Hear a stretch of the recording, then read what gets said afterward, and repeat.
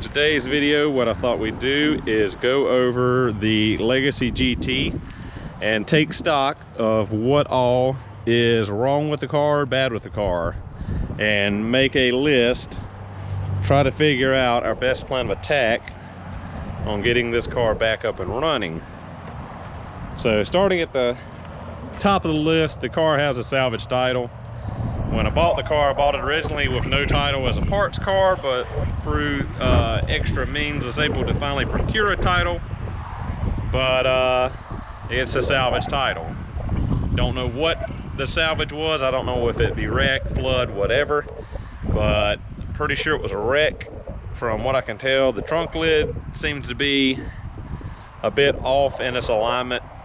The rear bumper doesn't seem to line up right, neither does the front bumper. And it looks like the car might have rear-ended somebody and been rear-ended itself in a multi-car collision, and also hit in the passenger side, because there's obviously been paint work done on the front passenger door and fender and bumper, as well as back here at the rear bumper and deck lid. Moving around the car, I don't think the driver's side has any damage, or has been any damage. I think it's pretty much original, but the front bumper and the hood alignment to the front bumper and the breakage here out of this headlight housing, and the way that the front bumper is sticking out here, and the way that it's sticking out here tells me this bumper's been off, or there's been a impact in the front. And then the way the paint is between the bumper, the fender, and the front door here compared to the rear door and the rest of the car, the paint is off a bit. As you can see from the mirror here too, it looks like it was painted and not taped off very well, as there's some overspray on the black trim work. So apparently replaced and painted. Sorry if I'm doing a bit of sniffing in this video. It is pollen season right now, and this wind blowing it all around is getting to me bad.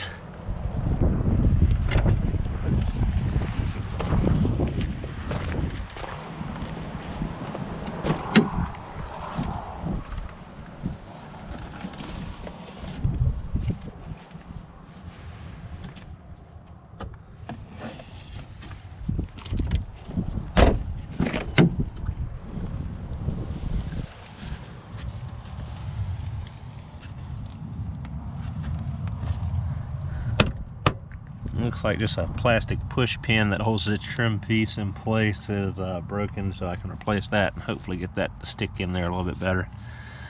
Same with the side skirt here. Since we've got the doors open, we might as well look at the interior. Seats are pretty much in good condition. Of course, need a nice clean and some leather conditioner on them. The carpet's pretty stained in a lot of places. There is a lot of rodent feces in the car from it sitting and field mice getting into the car. Rear cup holder is broken, which is extremely common in this generation. The door panels all have quite a bit of wear and tear on them. Nothing too horrible. Back netting on the passenger side seat is stretched out. We have here, let's see, that's the vehicle occupancy control module out of my 2005 white wagon. When I got it, it had an airbag light. I don't remember if I ever did a video on that, or if I ever edited together the video I did shoot on that, but it was a bad occupancy detection module. We got some crud going on here with this whole trim piece. I don't know what's to do with this. I don't know if someone painted it, or if it is chipped off, or what. That's going to be replaced. These side pieces, I believe I have a set in the shop somewhere, so hopefully that's not going to be too terrible. Looks like someone put in a JDM double DIN enclosure, took out the factory radio. None of this is screwed in right now. This little cubby is broken here. I don't believe the display even works here, but cannot recall at this moment since I haven't had the car running for very long. Glove box seems to be all right. The corner of the dash here is really cracked up and missing some chunks here. Might replace the dash, might try to repair this, might just leave it be. Another crack up here, not sure. I believe there's an active recall on this generation for dash cracking. I'll have to look into that. I know I got the recall notice the other day about the passenger airbag in this car. Since I finally was able to get it titled, Subaru was finally able to issue me a recall. A lot of wear here on the door handle and trim on both the driver and passenger door. Steering wheel seems to be in pretty good shape, and most of everything on the driver's side seems to be all right. That's basically all for the interior and exterior cosmetics. So now we'll start getting into the undercarriage, front and rear, and mechanical with the engine. So I've gone ahead and started filling out a little sheet with some of the things I've noticed so far. Refinishing the headlights, interior and exterior detailing, an OEM radio and trim, the shifter trim, carpet and floor, shampooing the carpets, trying to procure a set of factory floor mats, paint work to the areas that have chipping and scratches. And for starting the mechanical, we know we at least need a short block in this thing, so we've got a severe rod knock in it. I doubt I'm gonna rebuild this one just due to the severity of it, but I'm gonna at least tear it down and see if it's worth saving. But for simplicity and monetary sake, I'll probably just go ahead and put a OE Subaru short block in it and call it a day. But you know, depends on tear down, how bad it is, how bad the heads are. Might just buy a JDM drop-in or a USDM salvage drop-in. We'll have to see as time progresses. So now we're going to get into a little bit of mechanical issues, looking under the hood and under the car.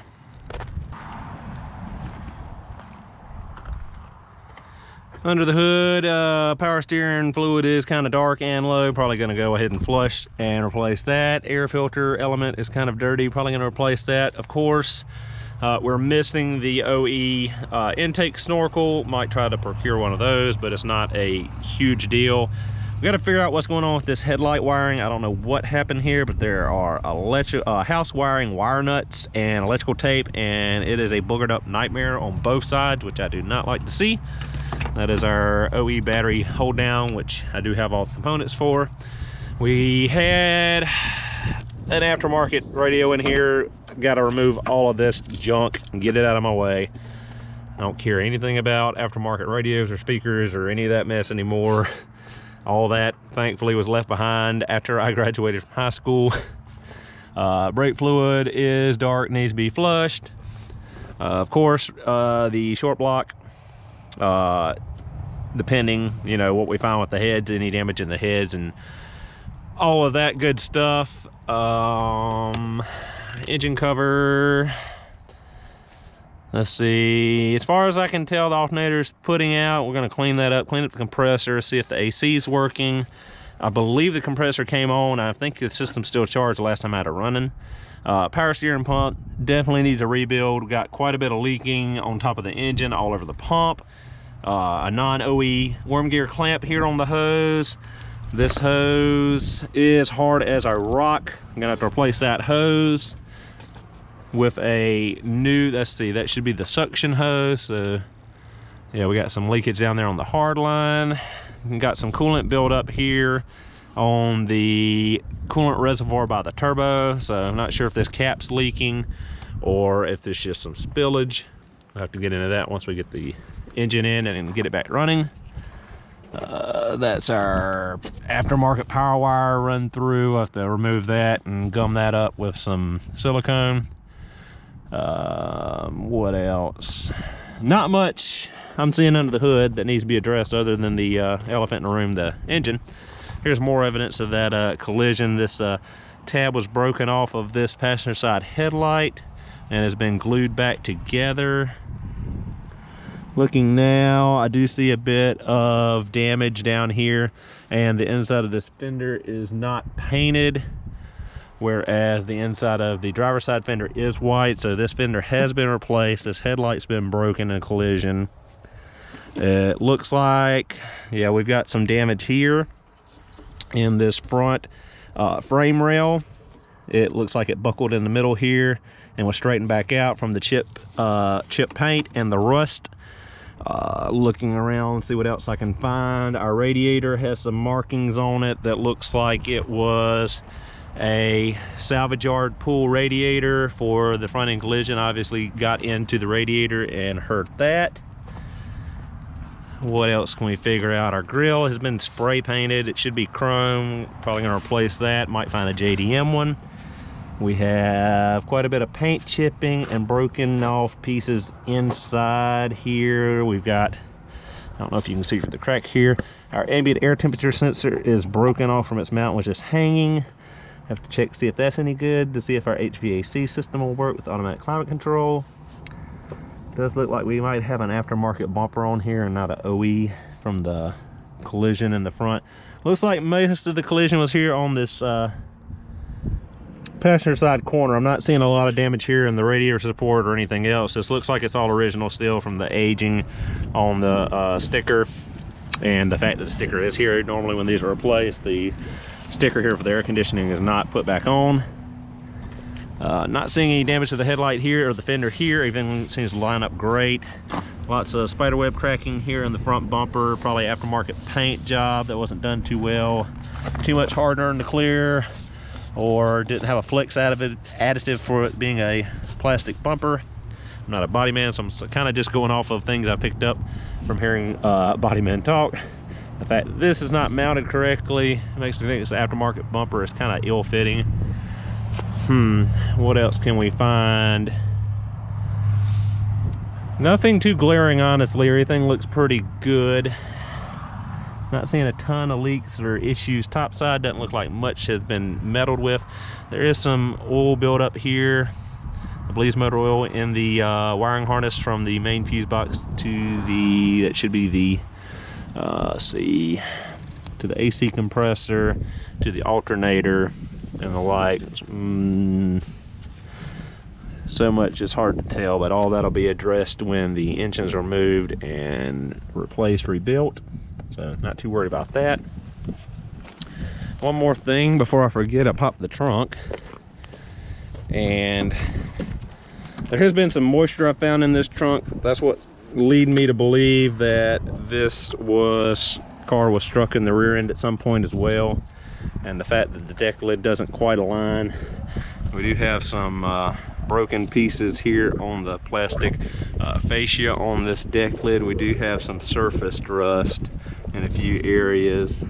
So not horrible, but obviously some damage done. We got an aftermarket antenna here for, I guess, something with the radio. Got lots of dirt and dust built up behind the carpeting. Our light is hanging. I can't remember if I pulled this carpet back in the past and looked, but I think I'd found evidence of some collision damage back here, but I cannot recall right now. Yes, there we go. You pulled the carpet back here and look under this weather stripping. There's some rust and some, looks like some crinkling, like there was a collision back here, which also aligned with me thinking this bumper had been replaced and painted.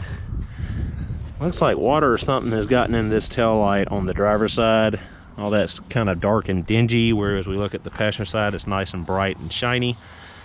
Let's see. This just says DOT, no markings at all on the, nope, there we go. It is a Subaru factory tail light on both sides, so no replaced tail lights. These are the original tail lights.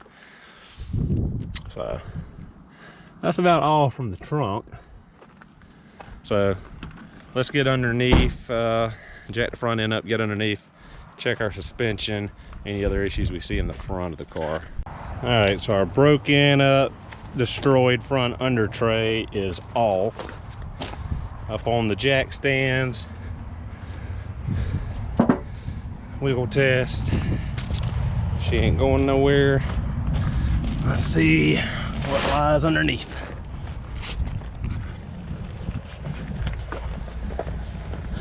So right away we got some rust and looks like some bent metal.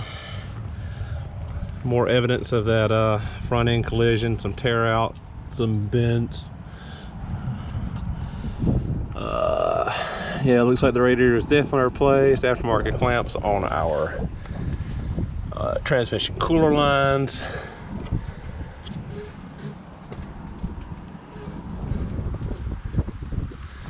Let's see what else we got going on.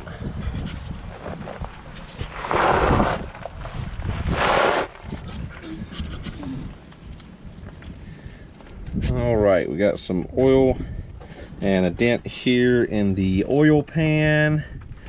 We've got some surface rust on our steering rack. Quite a bit of rust on the inner tie rods. Looks like we've got some aftermarket sway bar end links. Some aftermarket ball joints that were not great at being replaced. Looks like a weird cotter pin in there. Aftermarket struts on the front. What else do we see? Normal oil leaks from the rocker covers. What else? Transmission pan's dry. No leaks apparently from the front differential. And we got a busted inner CV axle boot on the driver's side and on the passenger side. We need front axles, both sides.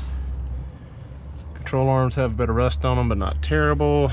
Sway bar bushings are dry rotted and tearing apart, so sway bar bushings and sway bar end links.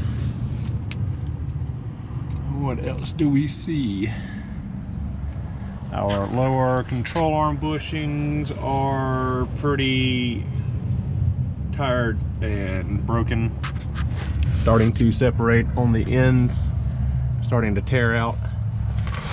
Sorry for this camera work, I know this is going crazy, but we got a bunch of tear out here on the sides of our control arm lower bushings, and we have some dry rot cracks. Again, aftermarket ball joint here. Inner and outer tie rods got a bunch of rust on them. Our brakes are good and rusted, rotors included. At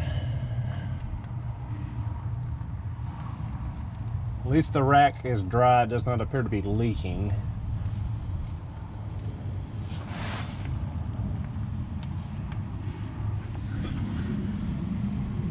The front of the engine. Water pump is leaking. This time belt water pump kit was replaced at about 10,000 miles ago with a Gates kit, but we got some looks like RTV and gunk on the power steering pump, which is a no-no. Let's see what else we can find. Another discovery. We've got our passenger side front hub bearing.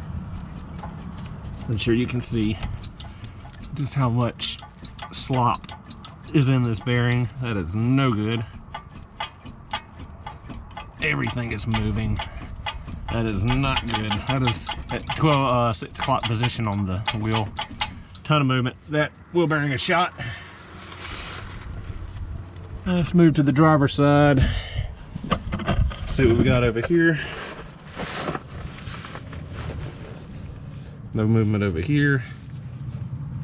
Back and forth. Don't feel anything in the tie rods.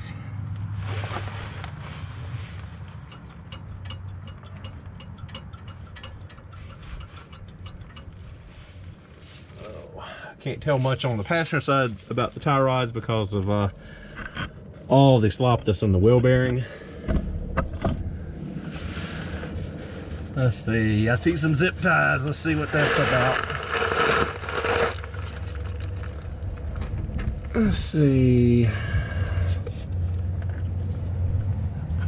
So we've got some zip ties here holding the rear O2 sensor.